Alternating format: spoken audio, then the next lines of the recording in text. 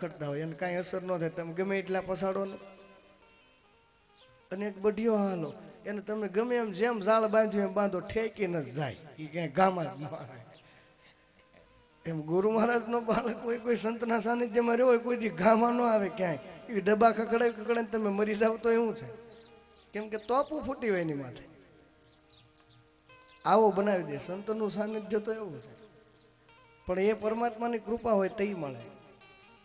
અહીં હજારો ઋષિ મુનિઓએ જ્યાં પ્રાર્થના કરી અને ખાલી સંકલ્પ કર્યો ત્યાં વેદવ્યાસના શિષ્ય સૂત પુરાણની પધરામણી થઈ. હજારો પ્રશ્ન પૂછ્યા અને કાલે શિસ્ત પણ બતાવી, શિષ્ટાચાર બતાવ્યો. કથા માટે કેવી રીતે કથા સાંભળવી, એક આસન પર બેસીને સાંભળવી, આહાર શુદ્ધ રાખવો, વિહાર શુદ્ધ રાખવો. કથા દરમિયાન આહાર શુદ્ધિ, વિહાર શુદ્ધિ બને ત્યાં સુધી એક આસન પર બેસીને સાંભળવી. કથા સાંભળવાનો નિયમ એવો છે કે મંગળાચરણ થાય ત્યારથી કથા સાંભળવી અને આરતી થાય અને પ્રસાદ લઈએ ત્યાં સુધી કથા સાંભળવી. પ્રસાદ લઈ અને પછી પોતાને ઘરે જવું. આ કથાનો નિયમ છે. આ બધા નિયમો બતાવી અને કથાનો પ્રારંભ કરતા સૂતજી કહેવા લાગ્યા કે હે ઋષિ મુનિઓ, તમે જનહિત માટે લોક કલ્યાણ અર્થે જે પ્રશ્ન પૂછ્યા છે, ધન્ય છે તમને, ધન્યવાદ છે તમે જે આવા પ્રશ્ન પૂછ્યા. ધન્યવાદ આપ્યો છે ઋષિ મુનિઓને. અને પ્રશ્ન એવો જ પૂછાય જેમાં 5 માણાનું ભલું થતું હોય. અમારે મગનગીરી બાપુ કે મને યાદ આવે, જદપી શુદ્ધમ લોક વિરુદ્ધમ, તો ના કરીએ છીએ, ના કરીએ. કોકનું સારું થતું હોય એવો પ્રશ્ન કોકને પૂછાય અને પ્રશ્ન પૂછવામાં કોકના ઘર હળગતા હોય, એ પ્રશ્ન હાસો હોય તો ન પૂછો. 5 માણસનું હિત થાય એવો જ પ્રશ્ન પૂછાય. એટલે આપણે ભલે સાધુની પદવી ન મળે પણ માણસ કહેવાય આપણે. નકર ઘણી ફેર નથી થતું, 2 વ્યક્તિ બાંધતા હોય ને, ઝઘડો કરતા હોય ને, પછી ત્રીજો વ્યક્તિ જઈને એમ કે ઈ તો એવો છે જ ભાઈ, તું તો માણસ થા. એમ કે ને ઈ તો એવો છે, તું તો માણસ થા. એટલે ઓલાને સારું લાગે કે મને સારું કીધું. નકર વિચાર કરવો જોઈએ કે તું તો માણસ થા એમ કીધું એટલે હું નહીં હોઉં માણસ, તો જ ભલામણ કરવી પડી હોય ને. ઈ તો એવો છે જ, તું તો માણસ થા એમ કે. ત્યારે ખ્યાલ આવી જવો જોઈએ કે હું માણસ તો નથી. આવા પ્રશ્ન ઋષિ મુનિઓએ પૂછ્યા એટલે સૂતજીએ ધન્યવાદ આપ્યો છે અને કહેવા લાગ્યા કે હે ઋષિ મુનિઓ, શિવ મહાપુરાણ એ ભગવાન શિવને અતિ પ્રિય છે. પૂર્વે ભગવાન શિવના મુખમાંથી શિવ મહાપુરાણની રચના થઈ છે. ભગવાન શિવે પોતાના મુખે કહેલું શિવ મહાપુરાણ. અને એ કે ત્યારે જ થાય ને, કેમ કે આ તો આદિ અનાદિ અનન્ય તત્વ છે, એનો ભેદ બીજા કોણ જાણી શકે. એટલે ભગવાન શિવે પોતાના મુખથી શિવ મહાપુરાણ બ્રહ્માજીને કહેલું. અને એ યુગના વેદવ્યાસ બ્રહ્માજી હતા. વેદવ્યાસજીને તો આપણે બધા ઓળખતા હોય, વેદવ્યાસનું નામ પડે એટલે બધા એમ કે હા વેદવ્યાસજી. પણ વેદવ્યાસજી 24 થયા બાપુ, 24 વ્યાસ થયા. એમાં પ્રથમ વેદવ્યાસજી બ્રહ્માજી હતા, જેણે વેદોની રચના કરી. પ્રથમ વ્યાસ બ્રહ્માજી છે. એટલે ભગવાન શિવના મુખમાંથી શિવ મહાપુરાણની કથા એ પ્રથમ બ્રહ્માજીએ શ્રવણ કરી અને બ્રહ્માજીએ લખી છે. હે ઋષિ મુનિઓ, ભગવાન શિવના મુખમાંથી જે શિવ મહાપુરાણ કથા બ્રહ્માજીએ લખી એ જગત હિતકારી, જગતને પાવન કરનારી, પતિત પાવની અને લોકોનું કલ્યાણ કરવા વાળી આ ગંગા છે. શિવ મહાપુરાણમાં 24,000 શ્લોકો આવેલા છે. જેમ ભાગવત કથામાં 18,000 શ્લોક છે, એમ શિવ મહાપુરાણમાં 24,000 શ્લોક. 24,000 શ્લોક એટલે શિવ મહાપુરાણ. અને શિવ મહાપુરાણમાં 7 સંહિતાઓ છે. જેમ રામકથામાં 7 કાંડ આવે એમ શિવ કથામાં 7 સંહિતાઓ છે. 24,000 શ્લોક છે. ઋષિ મુનિઓને કહેવા લાગ્યા કે હે ઋષિઓ, શિવ મહાપુરાણ એ 3 તાપને હરવા વાળો છે. મનુષ્યના જીવનમાં થી ત્રણેય તાપનું હરણ કરવા વાળું શિવ મહાપુરાણ આધિ વ્યાધિ અને ઉપાધિ મનુષ્યના જીવનમાંથી આધિ વ્યાધિ અને ઉપાધિનું હરણ કરે છે. ત્રણેય તાપને હરવા વાળો છે. સુખ અને શાંતિ અને સમૃદ્ધિ આપવા વાળો છે. મહાદેવની કથા જે પ્રેમથી શ્રવણ કરે એ સાક્ષાત રુદ્ર સમાન છે. એક જગ્યાએ બેસી અને મહાદેવની કથા જે સાંભળે એ સાક્ષાત રુદ્ર સમાન છે. અને સૂતજી કહે છે કે મહાદેવની કથા જ્યારે અનંત જન્મના પુણ્ય એકત્રિત થાય ત્યારે સાંભળવા મળે છે. પુણ્યનો ઉદય થાય ત્યારે મહાદેવની કથા સાંભળવા મળે છે. બધા સાંભળી પણ શકતા નથી.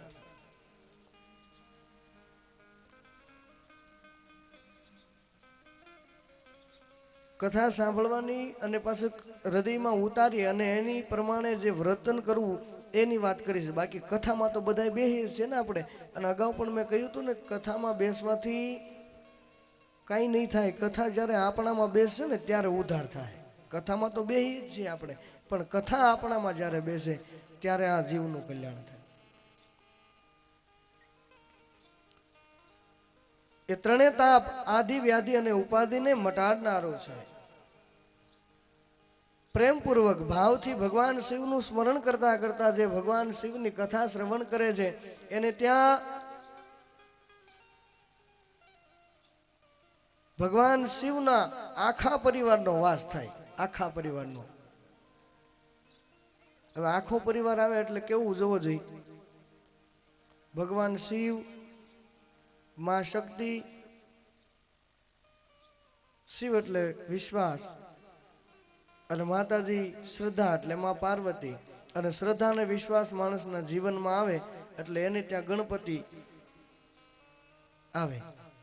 ગણપતિનો જન્મ થાય. ગણપતિ એટલે વિવેક. શ્રદ્ધા, વિશ્વાસ અને વિવેક માણસના જીવનમાં જ્યારે આવે ને પછી ગણપતિના પત્ની છે રિદ્ધિ ને સિદ્ધિ. શ્રદ્ધા, વિશ્વાસ, ભક્તિ ભાવ બધું આવે અને જ્યારે વિવેક માણસની અંદર આવે એટલે રિદ્ધિ ને સિદ્ધિ આવે. અને રિદ્ધિ સિદ્ધિ આવ્યા પછી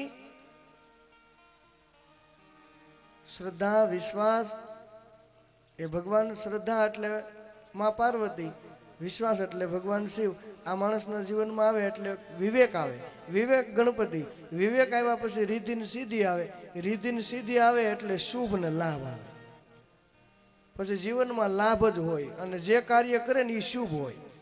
વિવેક દ્વારા, જ્ઞાન દ્વારા જે માણસ વિચારીને કામ કરે એ શુભ કાર્ય જ થાય અને એમાં લાભ જ મળે.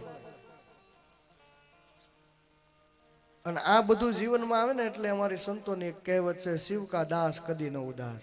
મહાદેવનો ભગત કોઈ દી ઉદાસ ન હોઈ શકે.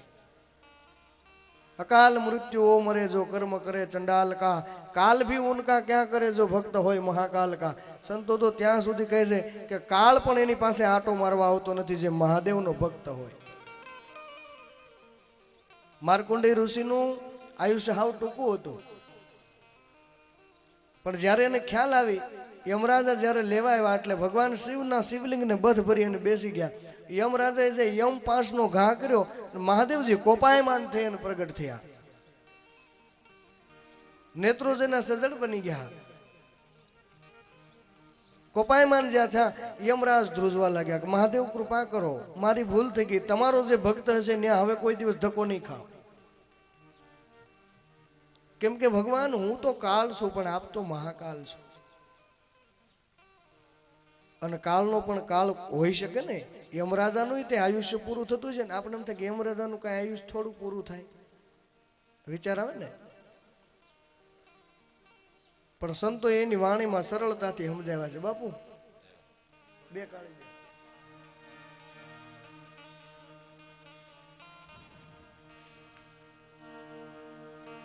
એ જીવાલા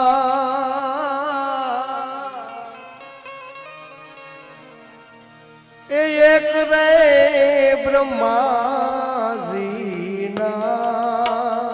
દિવસમાં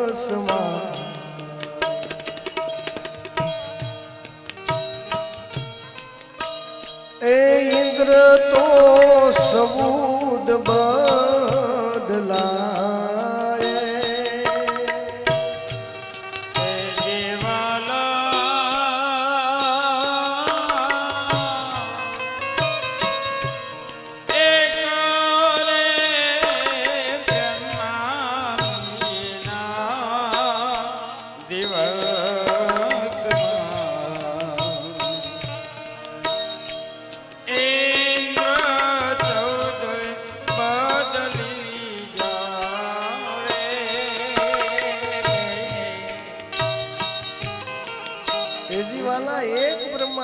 દિવસમાં ઇન્દ્ર તો 14 બદલાય. બ્રહ્માજીનો જ્યાં એક દિવસ પૂરો થાય ને ત્યાં 14 ઇન્દ્ર બદલાય જાય.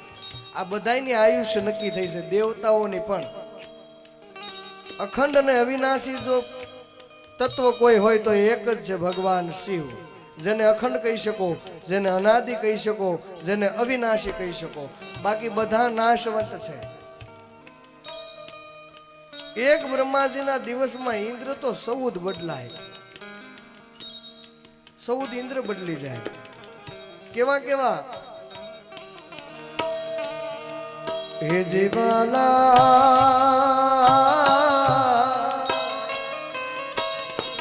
એ જી એક રે બ્રહ્માજીના દિવસમાં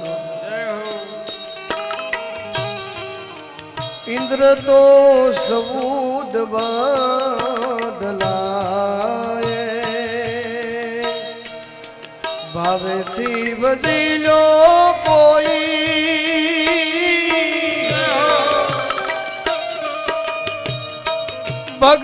ભગવાન ને રે 100 વર્ષ કાલે પૂરા થાશે. એ 100 વર્ષ કાલે પૂરા થાશે. એજી કેમ રે સુતો રે માયા ઘેનમાં.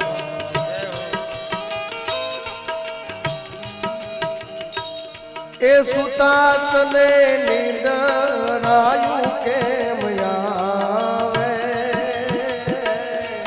સુતા તને નિંદ્રા કેમ આવે? મોટના નગારા માથે માથે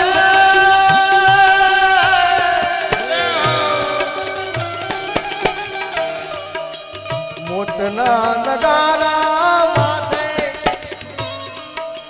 ગડ ગડે આવું તને સંતોષ સમજાવે. અરે આવું તને સંતોષ સમજાવે. એજી કેમ રે સુતો રે માયાના ઘેરમાં, માયાના ઘેર. એજી વાલા એક રે બ્રહ્માજીના દિવસમાં ઇન્દ્ર તો 14 બદલાય. ભાવેથી ભજી લ્યો ભગવાનને 100 વર્ષ તો કાલે પૂરા થાય. હે જીવ કેમ સૂતો માયાના ઘેનમાં, હુતા તને નિંદ્રાયું કેમ આવે? મોતના નગારા માથે ગડગડે આવું તને સંતો સમજા. એટલે કહ્યું છે, અગાઉ પણ મેં કહ્યું હતું ને કે 24 કલાકની અંદર 12 વખત કાળ આ જીવ ઉપરથી આંટો મારીને વયો જાય છે. જમ ઝપાટા મારી રહ્યા અને વાગે નગારા માથે, મોતના વાગે નગારા માથે. 24 કલાકમાં 12 વખત કાળ આંટો મારીને વયો જાય આ જીવની માથેથી. આપણે સાંભળ્યું છે ને, જીવ ઉપર તો જમણા ફરે જેમ 73 માથે બાજ. એટલે સંતો કહે છે મોતના નગારા માથે ગડગડે આવું તને સંતો સમજાવે. હે જીવ કેમ સૂતો માયાના ઘેનમાં, હજી હુતા તને નિંદ્રાવું કેમ આવે? એજી વાલા મોટા મોટા મહીપતિ ભીષ્મ પિતામહ જેવા 6 મહિના જેને કાળને હટાવ્યો, અંતે એને તો મોત જ આવ્યા. આપણે તો કાંઈ નથી. રહા નહીં રાણા રાજ્યા સુરનર મુનિ સમેત, તું તો તરણા તુલ છે ચેત ચેત નર ચેત. રાજાઓ સુર નામ દેવતાઓ પણ રહ્યા નથી. સુર નર મુનિ સમેત, સુર નામ દેવતાઓ, નર નામ મનુષ્ય અને મુનિ નામ ઋષિ મુનિઓ. રહ્યા નહીં રાણા રાજ્યા, રાજાઓ હોય એ પણ નથી રહ્યા. સુર નર મુનિ સમેત, તું તો તરણા તોલ છે શેત નર તું છે. એજીવાલા માન ધાતાને પૃથ્વી વર્યા કોલ જઈને દીધો જમણા હાથે. આખી પૃથ્વીનો જો કોઈ પતિ હોય તો માન ધાતા એક જ હતા. આખી પૃથ્વી. આપણે તો અડધો વીઘો હાટું ડખા કરતા હોય, ઓલા પાસે આખી પૃથ્વી હતી, એકે શેડો જ બાકી નહીં. માન ધાતાને પૃથ્વી વર્યા કોલ જઈને દીધો જમણા હાથે. આવા આવા નરને કાળ ખાઈ ગયો, પૃથ્વી ન ગઈ એની સાથે.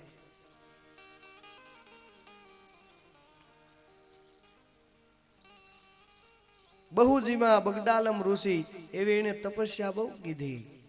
78 રામા અવતાર વહી ગયા તોય જેને ઝૂંપડી નો કીધી. આવા વ્યક્તિઓ પણ વૈયા ગયા છે. અને મને યાદ આવી જાય તો હું ઘા કરી દઉં બાપુ, બે કાળી આપો.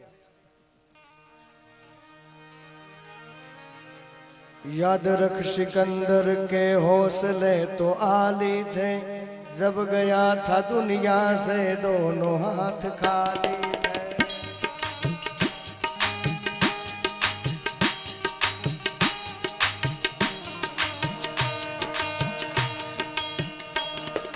याद रख सिकंदर के हौसले तो आली थे, जब गया था दुनिया से दोनों हाथ खाली.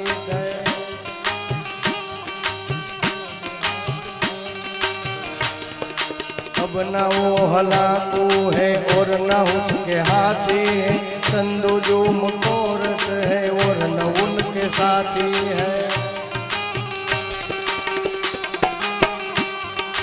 कल जो तन के चलते थे अपनी शानो शौकत पर, शम्मा तक नहीं जलती आज उनकी तुरबत पर. सर उठाकर चलने वाले,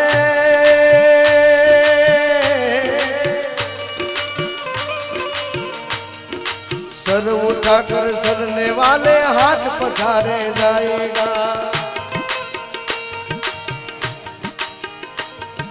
सर उठाकर चलने वाले हाथ पछाड़े जाएगा. चलता सूरज धीरे धीरे ढलता है, सूरज धीरे धीरे ढलता है, चलता सूरज धीरे धीरे ढलता है, सूरज धीरे धीरे ढलता है. ઉગ્યો એ આથમવાનો કાળની એ દેણ છે. જે ઉગ્યો એ આથમવાનો, નામ ધર્યું એનો નાશ. પછી ગમે એવો વ્યક્તિ હોય, याद रख सिकंदर के हौसले तो आली थे, जब गया था दुनिया से दोनों हाथ खाली थे. आखी पृथ्वी नो मालिक એ પણ બન્યો હતો. બધા ઉપર જેની સામ્રાજ્ય, બધાની ઉપર જેની સત્તા, સિકંદર જેવો બાદશાહ. અને છેલ્લી વેળાએ બધાને કહ્યું કે હું જ્યારે જાઉં ને ત્યારે જનાદાની બહાર મારા હાથ રાખજો, જેથી કરીને લોકોને ખબર પડે કે આખી દુનિયાને મેં જીતી લીધી, છતાં હું ખાલી હાથે જાઉં છું. कल जो तन के चलते थे अपनी शानो शौकत पर, शम्मा तक नहीं जलती आज उनकी तुरबत पर. आज एनी कबर ઉપર કોઈ દીવો સળગાવે એવું નથી. એવા તો આપણે નથી.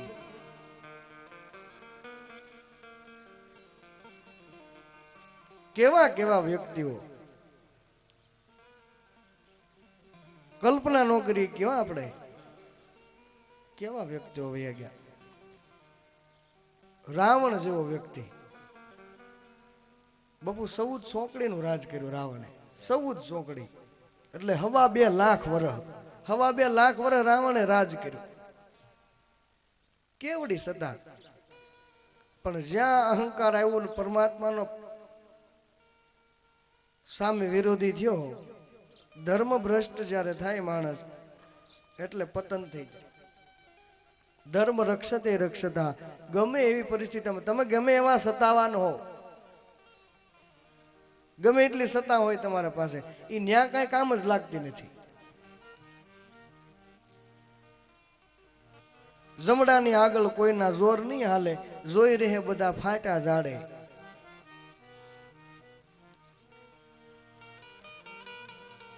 ભીમસેન ને અભિમાન આવ્યું બાપુ, મારે જેવો બળવાન કોઈ નહીં. એટલે તરત કૃષ્ણ ભગવાનને વિચાર આવ્યો કે આપણો આ ભગત બીમાર પડી ગયો છે. અને ખરેખર જ્યારે અહંકાર આવે ને એટલે એને બીમાર કહેવાય. બીમાર પડી ગયો છે એવો વિચાર આવ્યો એટલે ભગવાન કૃષ્ણએ કીધું કે લંકામાં આપણે હોનું લેવા જવાનું છે. યજ્ઞ કરવો છે એટલે હોનું લેવા લંકામાં જવું જોઈએ. ભીમસેન અને ભગવાન કૃષ્ણ બે ઉપડ્યા. વચ્ચે એક તળાવ આવ્યું, આપણે રાતા તળાવ જેવું. ઈ તો આ નાનું છે, ઓલું મોટું હતું. અને ભીમસેન એમાં નાવા પડ્યા.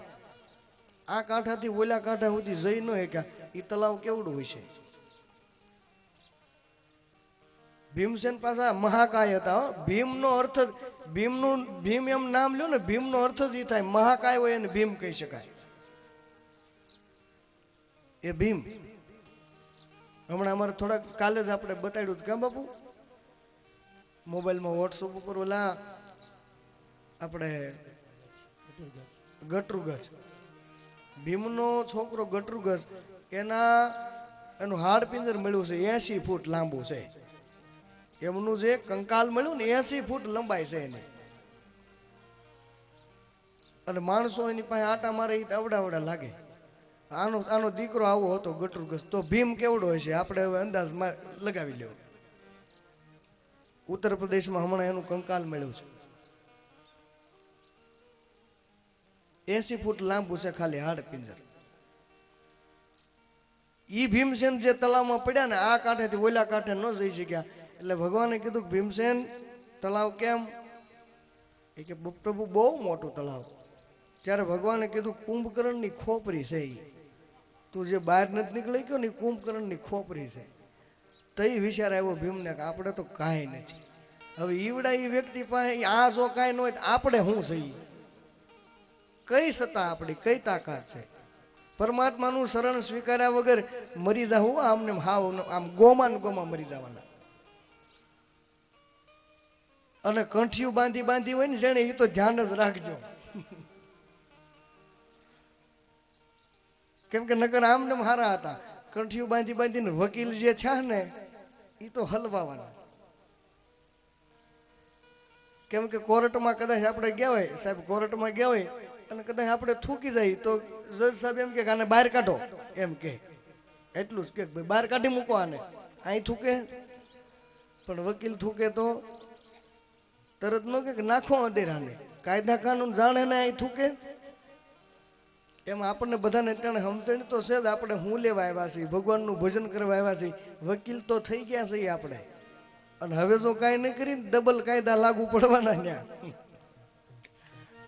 નકર તો એમને મારું હતું ભગવાન જાતા કરત કે ભાઈ ખબર નહોતી પડતી, જવા દો. આવા વ્યક્તિઓ. રાવણને ખાલી અહંકાર આવ્યો ને કે મારથી કોઈ બળવાન નથી. એટલે અહંકારમાં રાવણે કીધું કે વિષ્ણુની હારે મારે વેર છે. વિષ્ણુ મળે ક્યાં? રાવણે કીધું વિષ્ણુ ક્યાં મળશે? એનું સરનામું ક્યાંય મળશે? એટલે બીજા બધાએ કીધું કે ભાઈ આપણે બલિરાજા જે છે ને એને મળેલા છે. બલિરાજાને વિષ્ણુ ભગવાન મળ્યા છે, એની પાસે એનું સરનામું હોય. એટલે રાવણને એમ છું બળી તો આપણો કહેવાય ને, આપણે નજીક. કોઈ એમ કે હરી કાકાને ખબર છે તો હું ન કહું આપણા હરિભાઈ કે હા હમણાં પૂછી લઉં.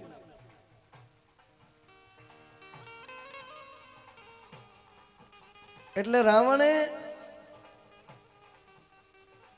બલિરાજા જ્યાં પૂજા કરતા હતા ત્યાં આવી અને બલિરાજાને કહેવા લાગ્યા, હે બળી, વિષ્ણુનું સરનામું દે. વિષ્ણુનું સરનામું દે. એટલે બલિરાજા પૂજા કરતા હતા, કઈ બોલ્યા નહીં. અને રાવણને કહ્યું કે મહારાજ થોડી વાર ખમો, હમણાં આપું છું, થોડી વાર ઊભા રહો. એટલે એ તો પૂજામાં હતા. બલિરાજા પોતાની પૂજા કરતા હતા. રાવણને ઉતાવળ બહુ ફરીને કીધું તને કહું છું વિષ્ણુનું સરનામું દે ને.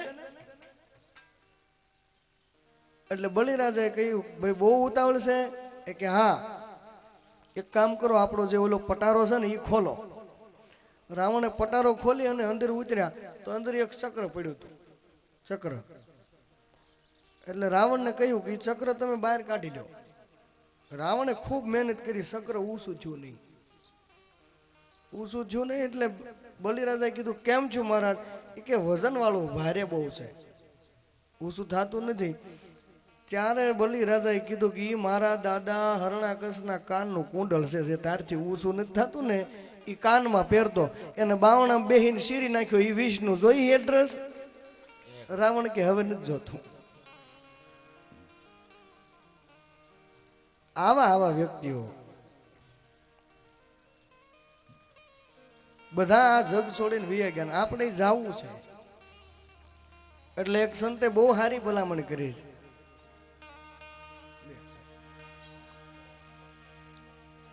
રહ્યા નથી કોઈ નથી રેવાના, રંગ હોય કે રાણા.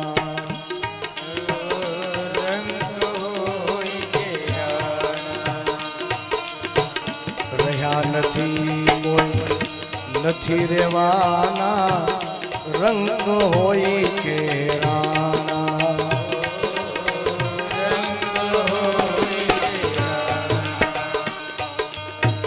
ખુમાર થઈને બધા ખપી ગયા ઈ તો, કુમાર થઈને કપી ગયા. મમતા મારે મરાણા, હવે તું સાધન કરી લેજે શ્યામ. હવે તો સાધન કરી લે. એ તારા થીર નથી રે ઠેકાણા, હવે તું સાધન કરી લે શ્યામ. હવે તો સાધન કરી લે. રહ્યા નથી કોઈ નથી રહેવાના, રંગ હોય કે રાણા. ખુમાર થઈને બધા ખપી ગયા, એ બધા મમતામાં મરાણા. હવે તું સાધન કરી લેજે શાણા. તારા થીર નથી ઠેકાણા, હવે તું સાધન કરી લેજે શાણા. પરમાત્માના નામનું ધન જેને એકત્રિત કર્યું ને એને જ ધનવાન કીધા છે.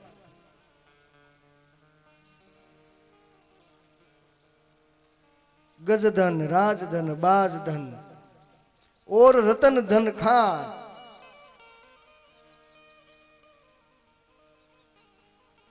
પણ ધનવંતા સો જાણીએ, જેની પાસે રામ રતન ધન હોય.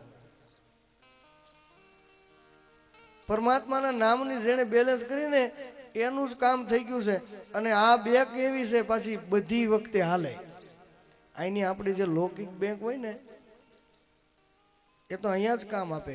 પરમાત્માની બેંક એવી છે કે આ જન્મની અંદર આવતા જન્મનું ભાતું કરી શકાય. અને અત્યારે જે કમાણી કરી હોય આવતી વખતે કાયમ લાગે. આ વખતે તો લાગે, આવતી વખતે કાયમ લાગે. એવી બેંક છે. અને એ બેંકમાં જેને જમા એક બાપા રોજે કથા સાંભળવા જાય. રોજે કથા સાંભળવાનો નિયમ એનો, કાયમ કથા સાંભળે, બીજું કઈ કામ જ કરેલું નહીં. એટલે છોકરાએ કહ્યું બાપુજી તમે કઈ ભેગું તો કર્યું નથી. અંત સમય આવ્યો ત્યારે હવે શું કરશું? અને ત્યારે દાદાએ કીધું કે બેટા મેં જે ભેગું કર્યું છે ને એ તો તમે નથી કર્યું. કેમ કે એટલા સમયથી કથા કીર્તન સત્સંગ ભજન ભગવાનનું ભજન કરું છું અને ભગવાનની કથા સાંભળું છું. એ બધુંય મેં મહાદેવની બેંકમાં જમા કરાવ્યું છે. અને તમારે જ્યારે જોઈએ ત્યારે લઈ લેજો. પેઢીઓ પછી જોતું હોય ત્યાંથી મળશે. તુલસી સબ જગ નિર્ધના, ધનવંતા નહીં કોઈ, ધનવંતા સો નર જાનીએ, જેની પાસે નામ રતન ધન હોય. પરમાત્માના નામનું જેને ધન એને બેલેન્સ જે ભેગું કર્યું ને એ જ સાચો ધનવાન છે.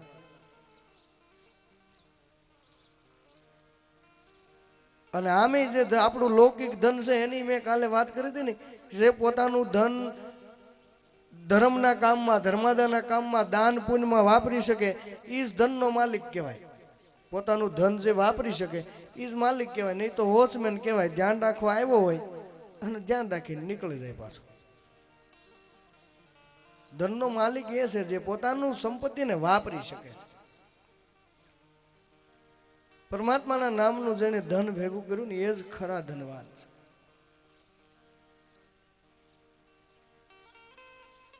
એ સુતજી કહે છે કે મહાદેવ અનન્ય તત્વ, વેદો શાસ્ત્રો જેનો પાર ન પામે, બ્રહ્મા આદિ દેવતાઓ જ્યારે થાકી જાય અને ત્યારે વેદો પણ કહે નેતિ નેતિ નેતિ. નેતિ નેતિ નો અર્થ એવો થાય કંઈક છે, કંઈક છે, કંઈક છે. પણ એ અનુભવનો વિષય છે. ઘણા કહે અમને બાપુ અનુભવ કોઈ ન કહી શકાય ને, હું કહું અનુભવ કહી શકાય. બાપુ અનુભવ કહી શકાય. માની લો કે તમે સાવરકુંડલાથી બેઠા હોય બસમાં અને વચ્ચે ક્યાંક હેરાન થયા હો તો તમે કહી શકો કે બાપુ આવી રીતે અમે હેરાન થયા, એ અનુભવ છે તમારો. અનુભવ કહી શકો, પણ અનુભૂતિ ન કહી શકો. આપણે એમ કહીને બાપુ કેટલા હેરાન થયા તે કે બહુ, પણ બાપુ કેટલા તે કે બહુ, પછી એનું ક્યાંય વ્યાખ્યા ન આવે. એ અનુભૂતિ છે. પોતાનો અનુભવ બીજાને કહી શકાય, અનુભૂતિ ન કહી શકાય. અનુભૂતિ કહેવા જાય ને એટલે ઝેરોક્સ કોપી બહાર આવે, અસલ પડી રહે અંદર, ઝેરોક્સ બહાર આવે. એટલે વેદોએ કહ્યું કંઈક છે, કંઈક છે. શું છે? તો કે અનુભૂતિનો વિષય છે. તો ઘણા એમ કે વેદોને શાસ્ત્રોને એમાં ખબર નથી પડતી. વેદોને શાસ્ત્રોને ખબર ન પડે એવું ન બને, વેદોમાં આપણને ખબર ન પડતી. ઘણા તો એટલા હોશિયાર હમણાં થયા ઘણા બધા, બાપુ વાત કરે વેદોને શાસ્ત્રોને, એમ કે ઓથા પોથાનો પાર ન આવે ને વેદોને શાસ્ત્રો જેનો પાર ન પામી શકે. વેદોને એની ખબર નથી. વેદોને એની ખબર નથી એવું નથી. વેદો એનું વર્ણન કર્યું છે, તને વેદોમાં ખબર નથી. અને પછી વાત કરે ને કે આ તો વેદ બહારની વાત છે, પણ વેદ હાથમાં આપો તો એક રૂચા ન બોલી શકતો હોય. વેદોને શાસ્ત્રોને ખબર નથી. વેદોને શાસ્ત્રો ખોટા થોડા છે, આપણને વેદોમાં ખબર ન પડતી હોય. આદિકાળથી જે હાલ્યું આવું છે. આપણા જે આ ગ્રંથો આ બધા પૂજનીય છે અને લોકો પૂજતા આવે છે. આ ગ્રંથો કોઈ દી ખોટા હોઈ શકે? પણ આ જીવની એક ખાસિયત છે કે જ્યાં એનો હાથ ન આપે ને એટલે એમ કે એવું ન હોય, પણ એવું જ હોય. કેમ કે પરમાત્મા એવું તત્વ છે, જ્યારે આપણી બુદ્ધિના સીમાડા પૂરા થઈ જાય ને તે એની હદ ચાલુ થાય. આપણા ડખા બંધ થઈ જાય ને ત્યારે એનો સીમાડો આવે, ત્યાં ચાલુ થાય એની હદ. બળ ને બુદ્ધિ આપણા જે પ્રયાસ આપણું બધું જ્યારે અટકી જાય ને, કેવું તત્વ છે. એક સંતે વર્ણન કર્યું છે. 4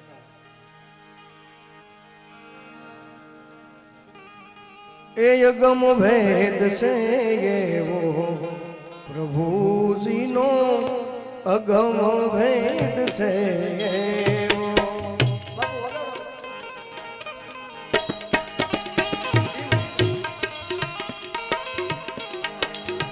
અગમ વેદ છે એવો પ્રભુજીનો, અગમ વેદ છે એવો. ફરીને ચાલુ કરો, હાલે ફરીને ચાલુ કરો.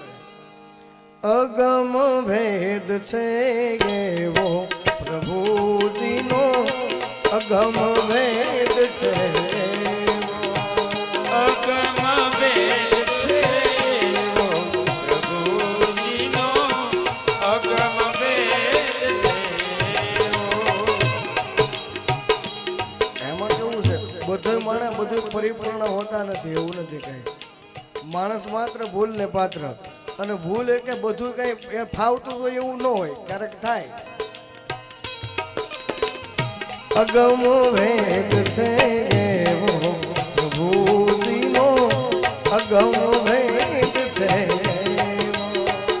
અગમ વેદ છે એવો પ્રભુજીનો, અગમ ભેદ છે એવો.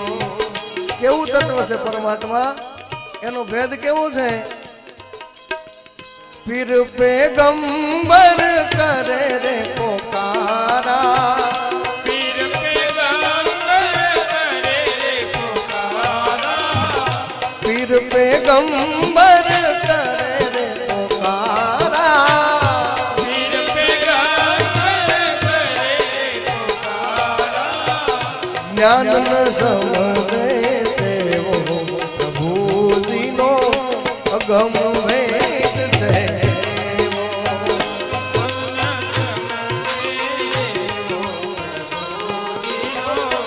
અગમ વેદ છે ઓ અગમ ભેદ છે એવો પ્રભુજીનો, અગમ ભેદ છે એવો. અગમ વેદ છે એવો પ્રભુજીનો, અગમ વેદ છે એવો. પીર પેગંબર કરે પોકારા, જ્ઞાન ન સમજે તેવો પ્રભુજીનો અગમ ભેદ છે એવો. બધા જ્યારે થાકી જાય ત્યારે પરમાત્માની હદ ચાલુ થાય. આવું અનન્ય તત્વ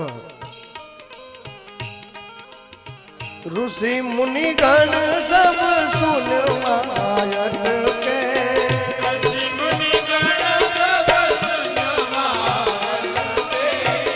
ऋषि मुनि गण सब सुन में अटके.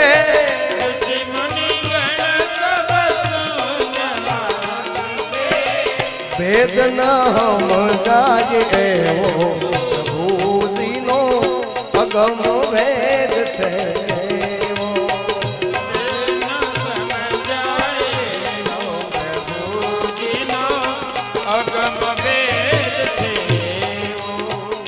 અગમ વેદ છે એવો પ્રભુજી નો અગમ વેદ છે એવો.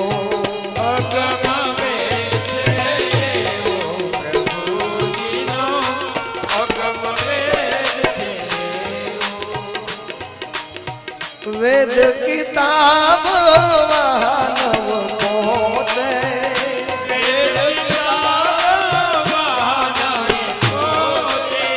વેદ કિતાબ વાનવ પોતે.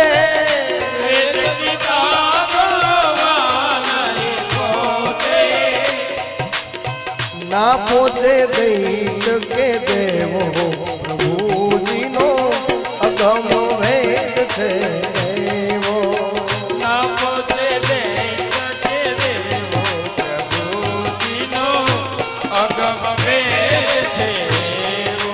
એ ના પહોંચે દૈત કે દેવો પ્રભુજી નો અગમ વેદ છે.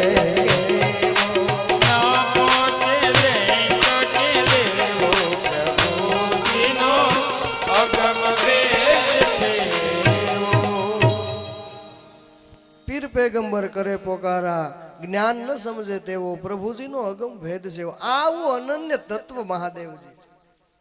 બ્રહ્માદી દેવતાઓ જે હાથ ફેલાવી અને ઉભા રહી જાય, હાથ ખખેરી નાખે. સરસ્વતી પૃથ્વી જેવડો કાગળ લઈ અને બધી વનરાયની લેખની બનાવે. સબ ધરણી કાગજ કરું લેખની કરું વનરાય, સાત સમુદ્ર की शायर करो. મહાદેવનો ગુણ લીખો ન જાય. વેદ વાણી સંતો પીર પેગંબર આ બધા પણ જેનો અંત ન પામી શકે, અનંત તત્વ અનન્ય તત્વ. બ્રહ્માદી દેવતાઓ જેનો પાર ન પામી શકે. ઋષિ મુનિ ગણ સબ સુન में અટકે. ભેદ ન સમજે તેવો પ્રભુજીનો અગમ ભેદ છે એવો. વેદ કિતાબ વહાં ન પહોંચે. વેદો પણ જેને નેતિ નેતિ કહે છે. વેદ કિતાબ વહાં ન પહોંચે દૈત્ય કે દેવો. દેવો પણ જેનો પાર ન પામી શકે. આવું અનન્ય તત્વ મહાદેવ છે. અને અખંડ અવિનાશી કોઈ તત્વ હોય તો એક જ તત્વ છે મહાદેવજી. બાકી બધા ખંડિત. અજર અમર અવિનાશી કહી શકો તો અવિનાશી તત્વ કોઈ હોય તો એ ભગવાન શિવ છે. બાકી બધાની આયુષ્ય નક્કી થઈ છે, બધાની સીમાઓ હોય છે. આપણે અગાઉ જોઈ ગયા ને, એક રે બ્રહ્માજીના દિવસમાં ઇન્દ્ર તો 14 બદલાય. બ્રહ્માનો એક દિવસ જ્યાં પૂરો થાય ને ત્યાં 14 ઇન્દ્ર બદલાઈ જાય. એટલે દેવતાઓની બદલી થાય છે. બ્રહ્માજીએ આખી સૃષ્ટિનું સર્જન કર્યું ને પછી એને વિચાર આવ્યો. બ્રહ્માજી હાવ નવરા થયા બાપુ. આપણી એક કહેવત છે, નવરો માણસ 100 ઘોડા ઘડે. બ્રહ્માજી હાવ આમ નવરા થયા ને એટલે વિચાર કરે.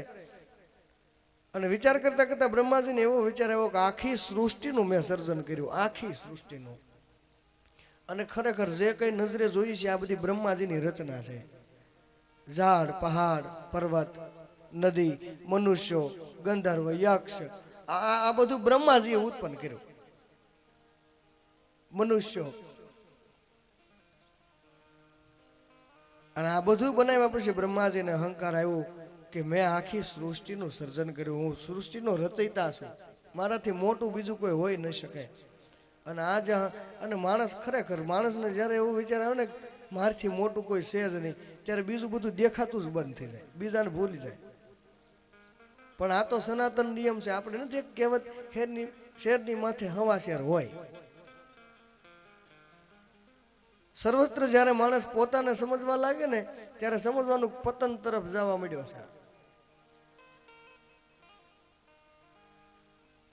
બ્રહ્માજીને અહંકાર આવ્યું છે કે મારાથી કોઈ મોટું જ ન હોઈ શકે, આખી સૃષ્ટિનું મેં સર્જન કર્યું.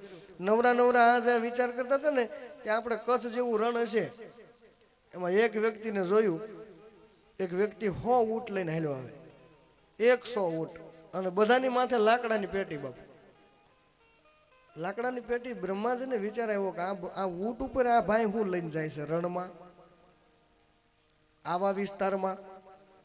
આ મારી નજર બહાર રહી ગયું છે. સૃષ્ટિનું સર્જન મેં કર્યું પણ આ જરીક બારું રહી ગયું. પણ બ્રહ્માજીએ વિચાર કર્યો કાંઈ વાંધો નહીં, લાવ ને એની સામો જાઓ અને ઊભો રહી સામે, એટલે તરત આભો બની જાય. મારું આ તેજસ્વી સ્વરૂપ જોઈ અને પૂછવા લાગશે કે આપ કોણ છો?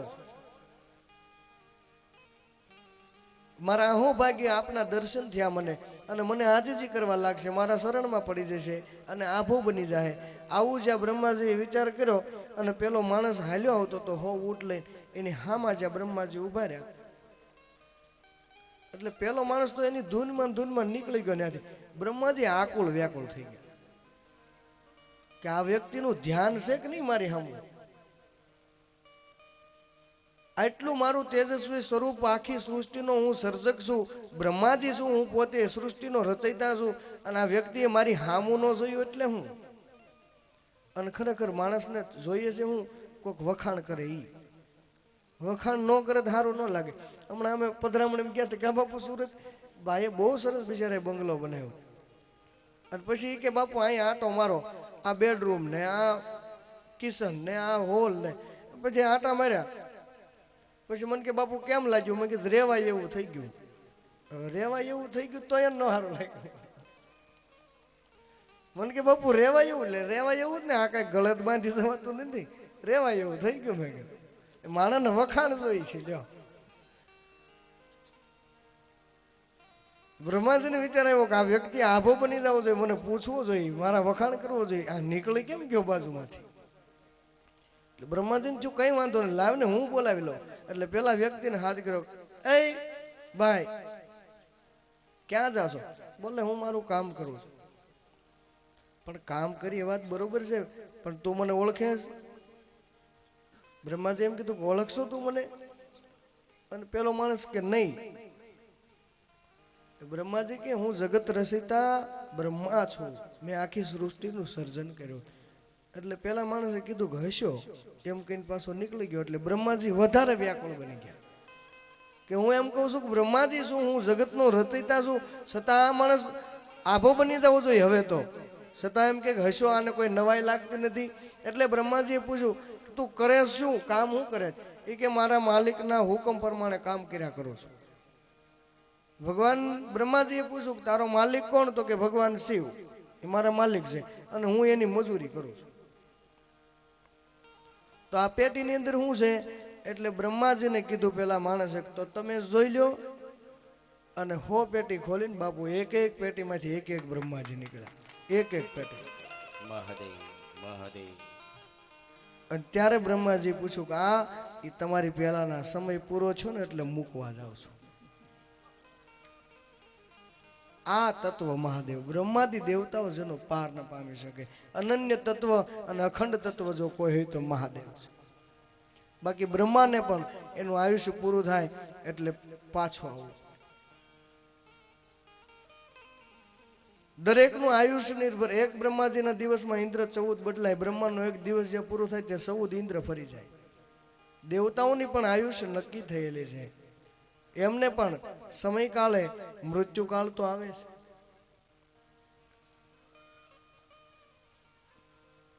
સૂતજી વર્ણવે કે મહાદેવ એ તો મહાદેવ છે.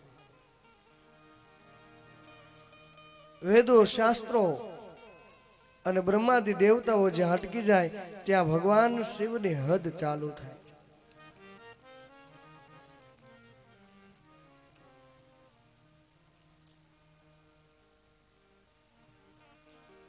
શિવ મહાપુરાણની વંદના કરી, શિવ મહાપુરાણનું મહાત્મ બતાવી ભગવાન શિવને વંદના કરી છે. સુતજીએ આપણે પણ બધા પ્રાર્થના કરીએ.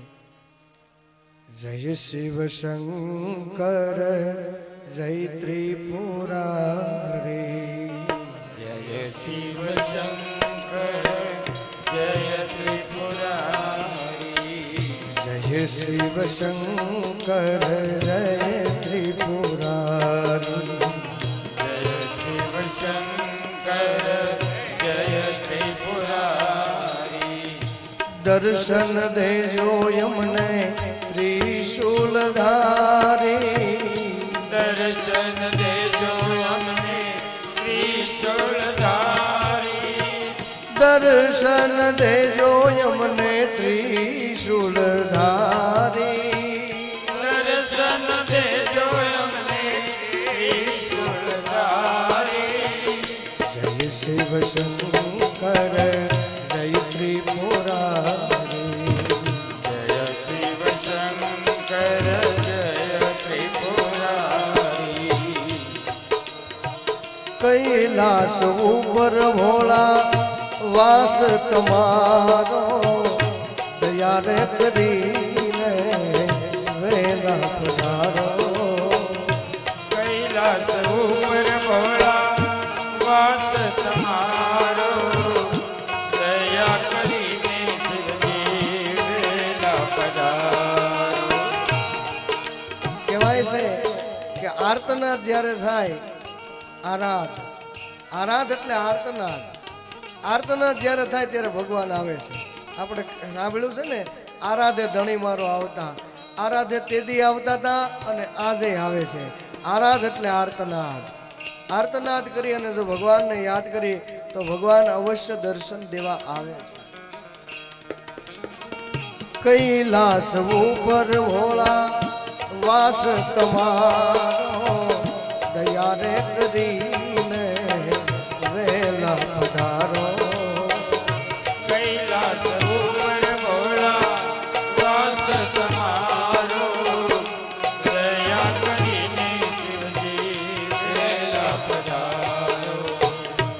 વેલા પધારો આજે રાહ જો તમારી રે, વેલા પધારો આજે રાહ જો તમારી રે.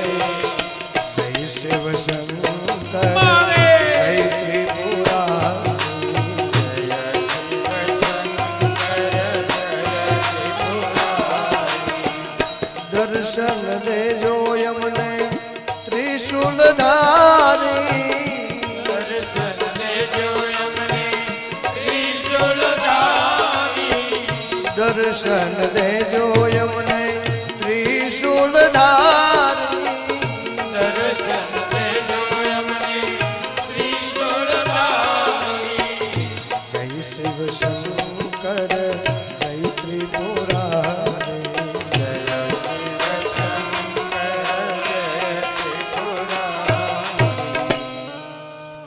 શિવ મહાપુરાણને વંદન કરી ભગવાન શિવને વંદન કર્યા છે, વંદના કરી, ભગવાનની પ્રાર્થના કરી, સ્તુતિ કરી છે.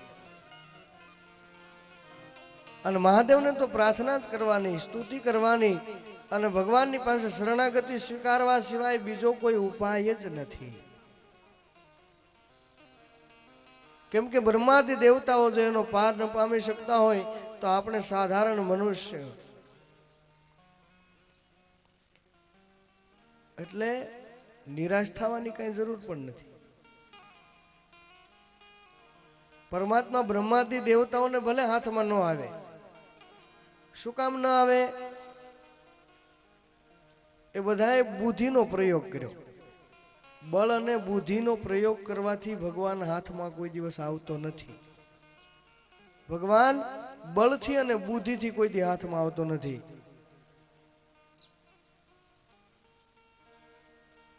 ભગવાનને રીઝાવાનું સાધન શું છે? તો કે શરણાગતિ. પરમાત્માને પ્રસન્ન કરવાનું સાધન શું છે? તો કે પ્રેમ. એમાં શું કરે? પંડિતને કાજી વાલો મારો પ્રેમને વશ થયા રાજ. મોટા મોટાના વાલે મારે પાણીડા નો પીધા, પાંડવોને ઘેરે વાલે વાસીદા કીધા. પરમાત્મા પ્રેમને વશ રાજી થઈ. અને ઉંમર થઈ ગઈ હોય તો પણ નારાજ થવાની કઈ જરૂર નથી. ઘણા એમ કે હવે અમારી ઉંમર થઈ ગઈ, હવે શું કરવું? સંતોએ એની પણ બાંધછોડ કરી છે. बीत गई सो बीत गई, बाकी उम्र काफी है. वही गई न जावा दो. बीत गई सो बीत गई, बाकी उम्र काफी है. चरण पकड़ी लो कोई संतना, तो गुना बधा माफी है. भले उम्र वही गई, कोई साधु कोई संत कोई સદગુરુના સાનિધ્યમાં જઈ અને શરણાગતિ સ્વીકારી લો, શરણ પકડી લો કોઈ સંતના, તો ગુના બધા માફી હે. ઉંમર વહી ગઈ હોય તો પણ પસ્તાવાની જરૂર નથી. અને પરમાત્મા આપણા હાથમાં ન આવે એવું પણ વિચારવાની કઈ જરૂર નથી. બુદ્ધિથી અને બળથી પરમાત્માને માપી શકાતો નથી. આપણી માપપટ્ટી ટૂંકી હોય ને ઓલો છે અમાપ. અને આપણે બધા ઘાટમાં ઉભા હોય, પરમાત્મા અઘાટ છે. આપણી દ્રષ્ટિ ટૂંકી હોય એટલે તો અર્જુનને કીધું ભગવાને, હે અર્જુન, તને મારે દિવ્ય ચક્ષુ આપવી પડશે. દિવ્ય આંખ આપું તેથી તું મારા દર્શન કરી શકે. દિવ્ય ચક્ષુ એટલે કોઈ સંતની આંખ, કોઈ ગુરુની આંખ. આને દિવ્ય ચક્ષુ કહેવાય. કેમ કે ગુરુ ચરણે જવાથી, કોઈ સંતની સાનિધ્યમાં જવાથી એ જ આ આંખના મોતિયા ઉતારી શકે. આ જીવને મોતિયા જન્મ જન્માંતરથી છે. પોતાની દ્રષ્ટિ જ નથી. શું કામ પોતાની દ્રષ્ટિ નથી? આગળ તમે સ્વીકારશો, મને પ્રેક્ટિકલ વધારે ગોઠે બાપુ. ગમે એની ત્યાં જતા હોય, માની લો કે અહીંયા તમે કથામાં આવતા હો અને હજી રોડ ઉપર હો અને કોઈ એમ કે ક્યાં જાઓ છો? બોલે કથામાં. અચ્છા, સુરત વાળા ઓલા ગીરી બાપુ કથા વાંચે ઈ કે હા. અને પછી તમને જરી ગમતું એમ કે એ તો નાલાયક માણસ છે. પછી અહીં ગમે એવી કથા વાંચતા ને એટલે પટ્ટી ઓયલી ચડ્યો. ભલે ને કથા વાંચે પણ ઓયલા કહેતા હતા. આમ દ્રષ્ટિ ફરી ગઈ. આપણે નહીં, કોકની લઈને આવ્યો ત્યાંથી. અને એ જગ્યાએ કોઈ અધમી માણા હોય, અધમ કરતો હોય, અને છતાં એમ કે ને બાપુ એટલે બાપુ હોય, ત્યાં જાવ છો ને તો કે હા. પછી બાપુ ભલે ને બે ફામ બોલતા હોય તો એમ કે સત્સંગ હારો કરે છે. કેમ કે પોતાની દ્રષ્ટિ નથી, બીજાની લઈને આવ્યો. અને આ જીવની અધોગતિ એ છે, દ્રષ્ટિ બીજાની, સ્ટેશનો જ બીજાએ ફેરવા, બીજાએ સ્ટેશન ફેરવા કર્યા. આપણે આમ ને બેઠા હો ને તમે, એટલે દીકરો આવે એટલે તમે બાપુજી થઈ જાઓ, તમારા પત્ની આવે એટલે પતિ થઈ જાઓ, વળી ભત્રીજો આવે એટલે કાકા થઈ જાઓ, ભાણેજ આવે એટલે મામા થઈ જાય. એકનો એક વ્યક્તિ સ્ટેશન ફરે કે ન ફરે? ભત્રીજો આવે એટલે કાકા બની જાય, ભાણેજ આવે તો મામા બની જાય, દીકરો આવે તો બાપુજી બની જાય, પત્ની આવે તો પાછો પતિ બની જાય. કોઈ દી વિચાર જ ન કર્યો કે હું સૌ હું, મારું સ્ટેશન કયું છે? પતિ સૌ, કોઈનો બાપ શું, કોઈનો કાકો શું, હું સૌ. આ ખોવાઈ ગયો. એટલા બધા સ્ટેશન ફર્યા ને એમાં. બાકી તો સમજદાર વ્યક્તિ હોય ને, આમ ડિસ્કવરી જોતો હોય, પછી બીજો આવે રિમોટ હાથમાંથી લઈને ઓલે આમ કરે, સ્ટાર પ્લસ આવતું હોય છે, ત્યાં ઓલે ત્રીજો વ્યક્તિ આવે, ઈ ચેનલ ફેરવે, મેચ આવતી છે. એટલે સ્ટેશનો બીજાય ફેરવા. બાકી ગુરુ મહારાજનો બાળક હોય, સંતના સાનિધ્યમાં આટા માર્યા હોય ને, એ આમ સ્ટેશન કરીને પછી રિમોટ મૂકી દેજો અહીં. અને પછી કોઈ આવીને એમ કે ફલાણા ભાઈ ઓયલું કરો ને, કે આ આવશે જોવું હોય જો ને થા વેતો. આ સ્ટેશન બીજાને ફેરવા દીધા ને એમાં દશા ફરી. પોતાનું સ્ટેશન જ પોતે પાસે ન રાખ્યું. દ્રષ્ટિ તો કે બીજાની. કાલે કીધું તું ને, ફરીને કહું, બહાર જઈને હજી પાંચ મિનિટ પછી વાતું કરે 5 વ્યક્તિ, કથામાં મજા આવે તમને? એમ કે શું કે કથામાં મજા આવે? એટલે ઓલા 5 બીજા હોય ને એમ કે હા મજા આવે, તો એમ કે હા મને મજા આવી. ને ઓલા 5 એમ કે ને મજા ન આવી, તો કે હા કઈ મજા નહીં. હવે એને પોતાને ખબર નથી એને હું છું. નિર્ણય પોતાનો નથી, એ કોકની ઉપર. કોક કે હારું તો કે હારું, કોક કે ખરાબ તો કે ખરાબ. એને પોતાને જ ખબર નથી કે મને હું લાગ્યું છે. નિર્ણયો બીજાના. દિવ્ય દ્રષ્ટિ એટલે શુદ્ધ આંખ, ગુરુ મહારાજની આંખ. અને એ આંખ જ્યારે આવે ને ત્યારે પરમાત્મા પછી જોવો કઈ અઘરો જ નથી. એટલે અર્જુનને કીધું, અને એક સંતે કહ્યું છે, વચન પાર મારા ગુરુજીનું સ્વરૂપ છે, એ આ સર્મચક્ષુથી નહીં જડે, જીવ ભાવે એ કોઈ દી નહીં જડે, અનુભૂતિ હોય તો આપ પૂજે. ગુરુ મહારાજની આંખ, કોઈ સંતની આંખ જ્યારે મળે ને ત્યારે પોતાની દ્રષ્ટિથી જોતો થઈ જાય, ને કે જોયું છે બીજાની જ દ્રષ્ટિથી. અને એ આંખ જ્યારે મળી જાય ને તે પરમાત્માને ક્યાંય ગોતવા જવાની જરૂર નથી. ખીમદાસે કહ્યું, હરિમાં હાલવું, હરિમાં ચાલવું, હરિમાં અડી ગયો હાથ. ખીમદાસ કે તને ક્યાં ખોળો, તું ક્યાં નથી મારા નાથ. અને એવી જેમ દ્રષ્ટિ થઈ ગઈ ને એને કહ્યું, સિયારામ મય સબ જગ જાની, કરહું પ્રણામ જોરી જુગ પાની. સિયારામય સબ જગ જાની, કરહું પ્રણામ જોરી જુગ પાની. સિયારામ મય સબ જગ જાની, કરહું પ્રણામ જોરી જુગ પાની. સિયારામય સબ જગ જાની, કરહું પ્રણામ જોરી જુગ પાની.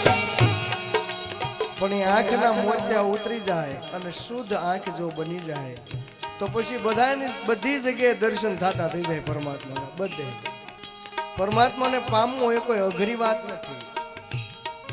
હરિવ્યાપક સર્વત્ર સમાના, પ્રેમ સે હોય પ્રગટ મેં જાના. જ્યાં પ્રેમ હોય ત્યાં પ્રગટ છે. અને જ્યારે એ દ્રષ્ટિ મળી જાય ને એટલે ઈશ્વર તત્વનું દર્શન બધે થવા લાગશે. કોઈ સંતે કહ્યું છે, हर देश में तू, हर वेश में तू, तेरे भिन्न स्वरूप तू ये कही है.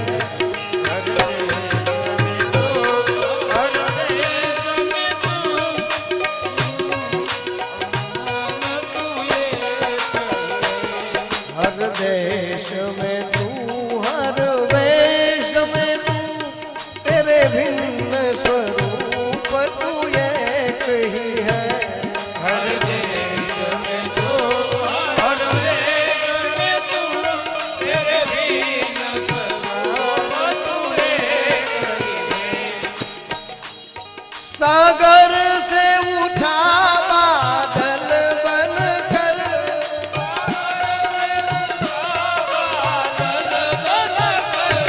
सागर से उठा बादल बनकर,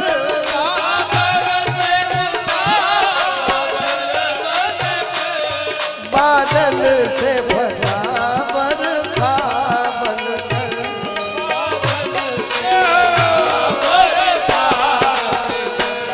हर लहर बनी नदियाँ गहरी, हर लहर बनी नदियाँ गहरी, तेरे रूप अनेक तू एक ही है. तेरा रूप अनेक तू एक ही है. हर देश में तू, हर वेश में तू, तेरे भिन्न स्वरूप तू एक ही है. हर देश में तू, हर देश में तू, तेरे बिन स्वरूप तू एक ही है. परमात्मा પછી બધે દેખાતો થઈ જાય. હર દેશ में तू, हर वेश में तू, तेरे भिन्न स्वरूप तू एक ही है. પણ એના માટે સત્સંગની આંખ, કોઈ સંતની આંખ, કોઈ ગુરુની આંખની જરૂર પડે. આપણી આ દ્રષ્ટિ ટૂંકી, આ સાંભળાની દ્રષ્ટિ સાંભળા સિવાય બીજું કાંઈ જોઈ ન શકે. આપણી આ આંખો છે ને એ ઘાટ જોઈ શકે, પરમાત્મા અઘાટ છે. આપણે કઈ ઘરેણું આપણા હાથમાં આપે તો આપણી નજર ક્યાં હોય? ઘાટ સારો છે. પછી બાજુ હોય તો ભલે, દોરો હોય તો ભલે, આપણા હાથમાં આવે એટલે બેનો ભાઈઓ ગમે ઈ જોયે શું ઘાટ હારો છે. અને જેવા મહાજનની ત્યાં લઈ જાવ ને એટલે ઘાટ આમું ન જોવે, સીધો હથોડો મારે. આપણે એમ કે હથોડો ન મારતા તો સેટિંગ ન આવે. કેમ કે એની ગાંઠ સામે દ્રષ્ટિ જ ન હોય. હોનું કેટલા વલો છે એની ઉપર દ્રષ્ટિ હોય. અને આપણે ઘાટમાં ખોટી થતા હોય. પરમાત્મા અઘાટ છે.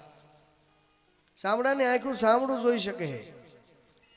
આપણે આકૃતિ જોતા હોય, રૂપ જોતા હોય, અને સમજદાર વ્યક્તિ એ સીધી દ્રષ્ટિ કરે કે આની અંદર સમજણ કેટલી છે, જ્ઞાન કેટલું છે, ભક્તિ કેટલી છે, વૈરાગ કેટલો છે, ભાવ કેટલો છે, પ્રેમ કેટલો છે. એ અઘાટ ઉપર નજર કરે અને આપણે ઘાટ ઉપર નજર કરીએ. પરમાત્મા અઘાટ છે. પણ 5 મિનિટ કથાને આપણે વિરામ આપીએ. ગણપતિ વંદના આવે છે. હવે શિવ મહાપુરાણને વંદના કરી, ભગવાન શિવને વંદના કરી, શિવ મહાપુરાણનું મહાત્મ કહ્યું અને ગણપતિ દાદાની વંદના કરી અને શિવ મહાપુરાણની શરૂઆત કરે છે સુતજી. પણ ગણપતિ વંદના પછી કરીએ. 5 મિનિટ કથાને આપણે અહીં વિરામ આપીએ.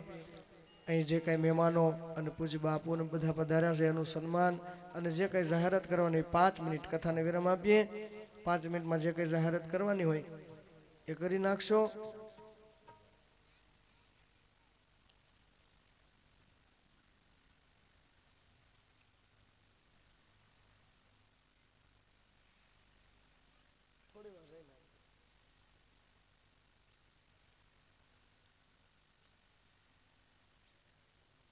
મુકુંદમ પરમાનંદમ હરે હરે ભજ ગોવિંદમ બાલમ મુકુંદમ પરમાનંદમ હરે હરે ભજ ગોવિંદમ બાલ મુકુંદમ પરમાનંદમ હરે હરે ભજ ગોવિંદમ બાલમ મુકુંદમ પરમાનંદમ હરે હરે પરમાનંદમ હરે હરે શ્રી બાલ મુકુંદમ હરે હરે પરમાનંદમ હરે હરે શ્રી બાલમ મુકુંદમ હરે હરે ભજ ગોવિંદમ બાલ મુકુંદમ પરમાનંદમ હરે હરે ભજ ગોવિંદમ બાલમ મુકુંદમ પરમાનંદમ હરે હરે ભજ ગોવિંદમ બાલ મુકુંદમ પરમાનંદમ હરે હરે ભજ ગોવિંદમ બાલમ મુકુંદમ પરમાનંદમ હરે હરે શ્રી બાલ મુકુંદમ હરે હરે પરમાનંદમ હરે હરે શ્રી બાલમ મુકુંદમ હરે હરે ભજ ગોવિંદમ બાલ મુકુંદમ પરમાનંદમ હરે હરે હરે ભજ ગોવિંદમ બાલમ મુકુંદમ પરમાનંદમ હરે હરે ભજ ગોવિંદમ બાલ મુકુંદમ પરમાનંદમ હરે હરે ભજ ગોવિંદમ બાલમ મુકુંદમ પરમાનંદમ હરે હરે નમઃ પાર્વતી પતય હર હર મહાદેવ હર. 2 મિનિટ કીર્તન એટલા માટે કરવું પડે કે આ જીવ છે ને 5 મિનિટ છૂટો મૂકે ને ત્યાં અમેરિકા આટો મારીને વયો આવે. અમેરિકા ઘરના કેટલા કામ અહીં બેઠા બેઠા કરી લીધા છે એને. એટલે ઓલું ધૂન બોલી તો પાછો ઠેકાણે આવી જાય. અને ત્યાં સુધી સુખ છે જ્યાં સુધી ભગવાનના સંકીર્તનમાં, ભગવાનના નામ ઉપર, ભગવાનના સત્સંગમાં આ જીવ બેસે ને ત્યાં સુધી એ ધાર્યું કરે છે. નહીં તો કાલ નહોતું કીધું કે ઉપાધિના પોટલા બહાર જઈને પાછા ખંભે સંભાળીને નહીં લેવા પડે, એની હાથે આવી જાય.